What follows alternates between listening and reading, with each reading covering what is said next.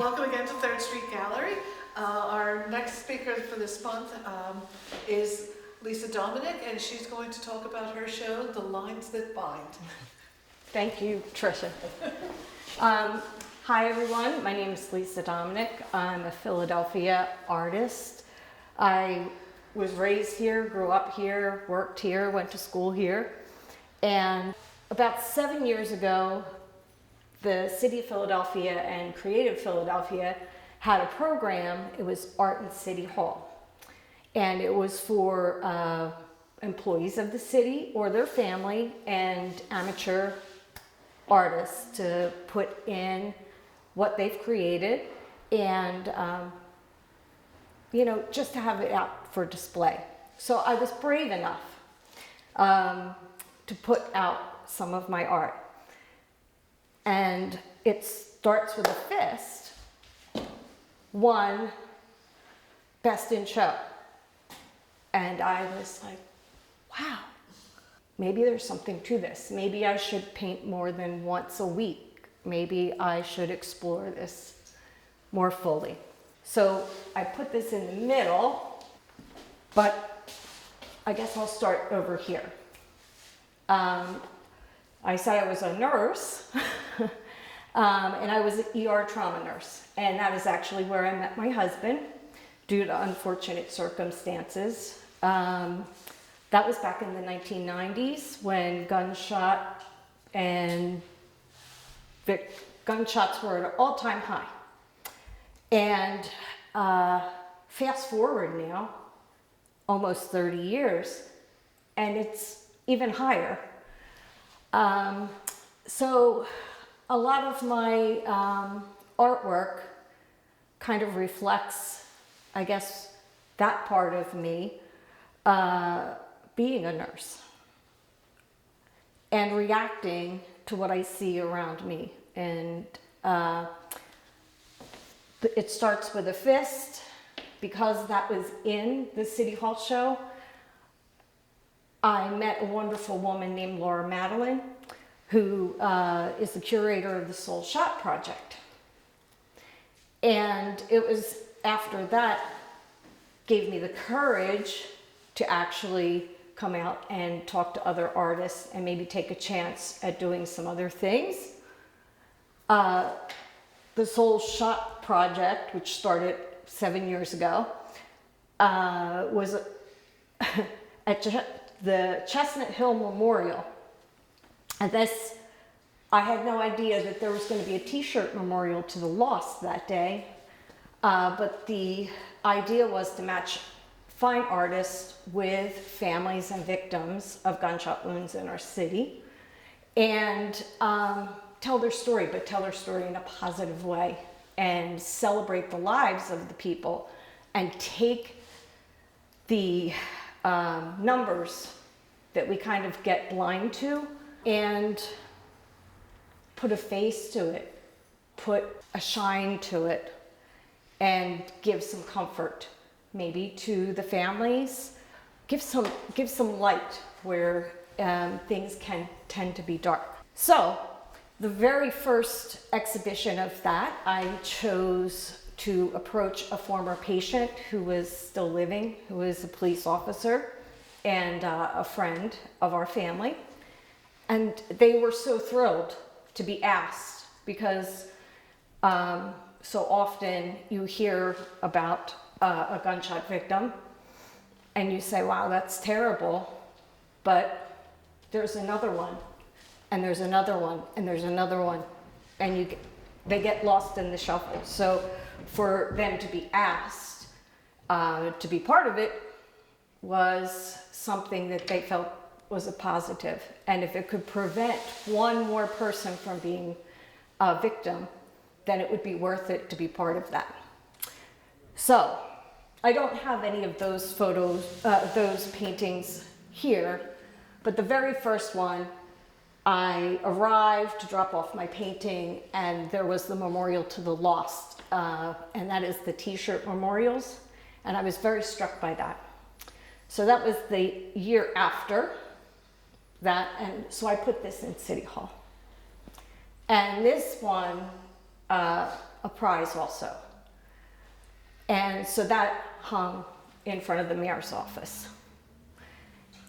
The following year, I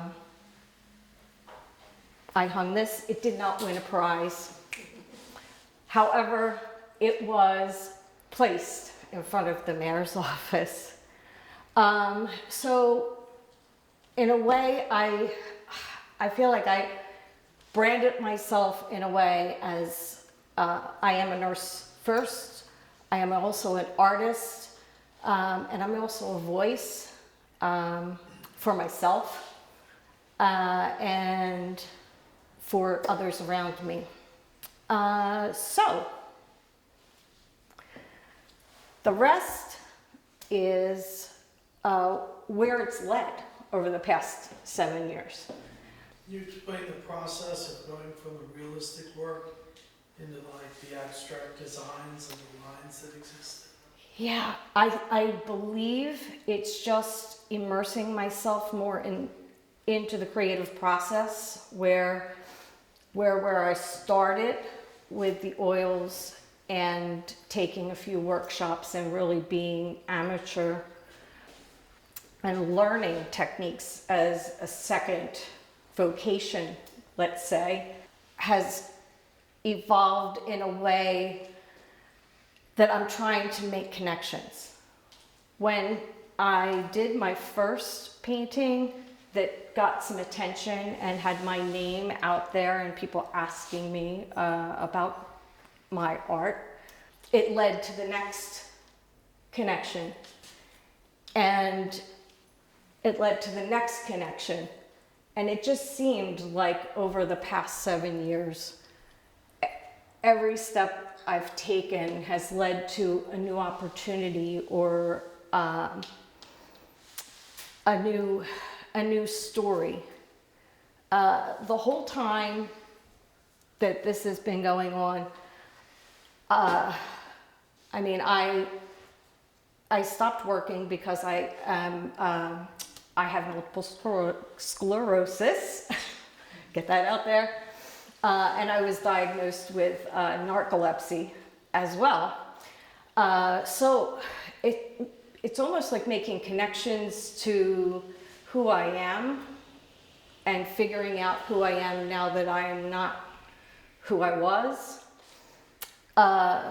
So I think that's where the line work has started to emerge. And that's after taking workshops in many different mediums. And last year I got a studio for myself, and I spent my first time actually really trying to build a body of work. And I went with the watercolors. This was actually, okay, I'll say this. The watercolors started because I was unable to stand for a time, because the oil paintings I usually stand to do. But last summer, I injured my foot, partly because I'm clumsy, and partly maybe due to some of my medical problems. And I had to be off my feet for like 6 weeks. But I could stay like sitting and do watercolors. And I started to do the watercolors and do the line work on a few pieces. And when I got done, I was like, wow, I think that's kind of neat. I put some of those pieces out to different shows, jury shows, and people gave me a lot of good feedback about them. It's to the point now that I feel like if I go to do oil painting, afterwards I'll do a watercolor maybe of the same place. I wish I had, we'll go to the storm. This is after the storm. And this was, I passed a church that I actually used to belong to or go to. And there was a storm that was either coming or going, right? And on one side was this glorious sunset. On the other side was this menacing cloud. And I thought to myself, like, wow, I'm like, that's gorgeous. I want to paint it. So I did paint it in oils.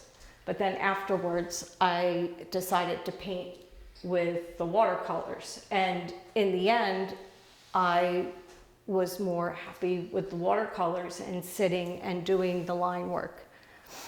I paint the representative work in watercolor almost the same way I approach oils, in an impressionistic way, using bright colors, you know, fast and getting it down. And then I take the ink and do a continuous or nearly continuous line drawing around what I have put down in the watercolor. This is done on rice paper, as well as the travel log here at the end. And that was kind of done the same way. I threw all the color down, I made my brush marks, I added color on top of color until I thought I had everything that it needed, and then I went back with the pen and tried to kind of deconstruct it or connect it. I'm not quite sure, you know? There's where I'm going. I'm going to continue with more of the watercolor, I think, for the next bit of time. So the watercolors come first and then comes the ink line. Mm-hmm. Which I know sounds a little odd, but that seems to be what I feel like I need to do. So I would envision the ink line kind of like the thread that holds it all together. Yeah. I think that's why I titled my show The Lines That Bind.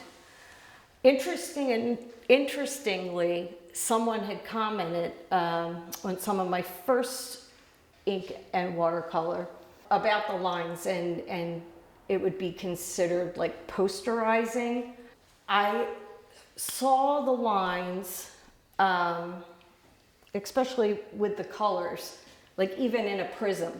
Like if you have a prism, the colors are laid out Roy G. Biv, but in between each color, there is a break, there is a line.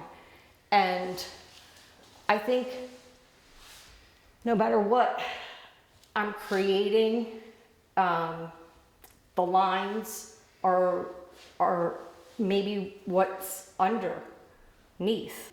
We can see the color, the darkness we don't see, but when the light hits an object or makes the form around something, the lines are there. We just don't always see them. I don't know if that makes sense. That's what binds, and I think that's what I was trying to go for. Could you talk about the abstracts a bit? Yeah. The circles were part of a dream. And I saw many circles, one right after the other. So I saw a circle and it had fascinating things inside of it. And I thought, wow, that's kind of cool. And it dissolved and another circle appeared with different things. And then I woke up and I had seen many circles. And I was like, well, that was very, very interesting. So I tried to remember what I had seen. And that was what I was going for with the circles. I have a sketchbook where I have the squiggles and the lines and the different, especially with the travelogue at the end, like geometric patterns. That was how I began with the circles. And then when I was thinking of a body of work to put for my very first show, I thought I would use all the circles in some kind of a way. But being as nobody really knows me, I wanted to also add some of the original pieces too. And when I guess I curated my own show. And I put out all the things that I have collected over the past 7 years of experimenting and doing. putting them together like this kind of told a bit of a story in my mind. I guess the good thing about art is everybody's going to see something different. So what I'm seeing in my story that I've put forth on the wall might not be what you see. I find that it's a journey. And the travelogue, I mean, that's just one piece of it, right? You're going to record another one, and another one, and another one, till we get to our final destination. So. Well, if I may center the first piece. You had, when you brought that in, you had said that was actually based on an actual event. Can you Yeah. talk about that? Oh, the actual event. And what is the shadow of the person saluting? I've had that You question. know- Several people have asked that question. That's why I'm asking it. Yeah. So, my painting process a lot of times is intuitive. Like I said, the reconstructing things that I saw in a dream or reacting to what's going on around me. My husband is in law enforcement. I think that was painted in 2016. So it was right around the time of like a lot of civil unrest and a lot of negativity about law enforcement. And this happened to be a real live event of, you know, police doing what police do, being in the community and not being the bad guys. And I think I wanted that narrative to be a part of that as I was painting that. After I finished the interaction with the boy and the police officer, I thought like ripples. Maybe that goes with the circles too. Like one small act of kindness or goodness can have an effect. We should try to think more positive. That was also the year that Police Officer Wilson passed away. And it's hard to describe, but one of the visitors here, I think on the opening night, had mentioned that they felt that it encapsulated like the spirit of law enforcement. I would say maybe the spirit of Philadelphia altogether, because I find we definitely have a certain kind of spirit, a good spirit. We have a good spirit. You know, Lisa, you said a journey, and I was thinking before you said that you've really been on a journey. 7 years is not a lot of time to develop the way you have, and it's really interesting. You started with something really interesting, but you took like a left turn somewhere. I did. Or a right turn or something. It'd be interesting to see where you go. Yeah. You're very interesting. I feel like at the end of this, I kind of embraced, and actually this is the first time I'm even talking to anyone about having narcolepsy, like in public. But we can have discussions about that. You can just, contact me later. But having the vivid dreams and actually like putting them to paper. Like why, we all dream. Most of the time we don't remember it. Sometimes we do, but trying to capture that and figure out what that means. Maybe it doesn't mean anything, but maybe it means something. I just thought I'd share it. No harm in sharing. We should all share more. So these are the colors you actually see in your dreams. Yeah. Sometimes it's more analog. Am I dating myself by saying analog? Or just green and black? What's that, The Matrix? No. But I tend to enjoy going with the blue. I think that's where my color, most of the colors are. Thank you, Lisa.